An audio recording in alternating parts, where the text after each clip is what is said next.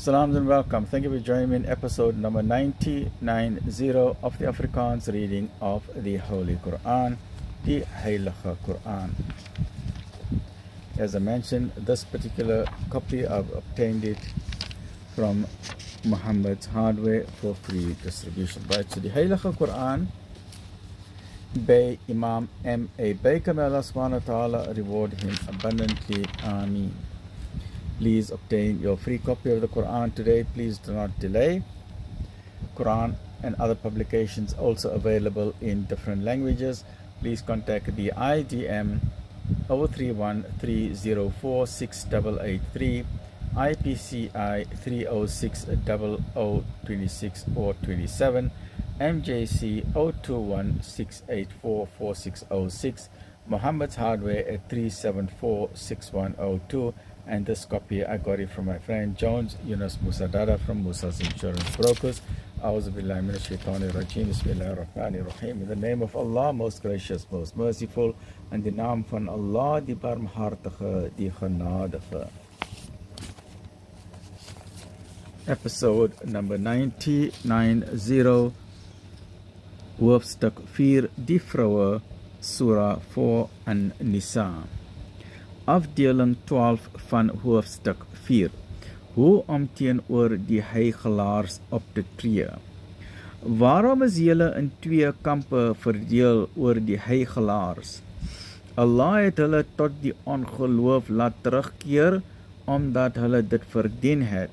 Is julle gretig om diegene op die regte weg te lei vir wie Allah laat afdwaal het? En wie Allah laat afdwaal, vir hom sal u geen uitweg vind nie. Hulle wens dat julle so ongeloofig is as hulle, sodat julle aan mekaar gelyk kan wees. Neem daarom geen vriende uit hul midde nie, totdat hulle ter wille van Allah uit hul huise gevlug het.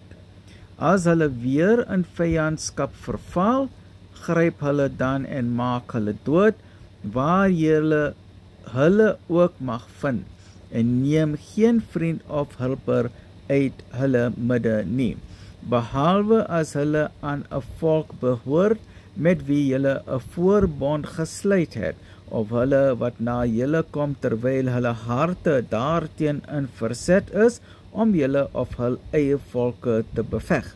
Daarom, as hulle hulself op 'n afstand hou en julle nie beveg nie en julle vrede aanbied, dan laat Allah julle nie toe om iets teen hulle te onderneem nie.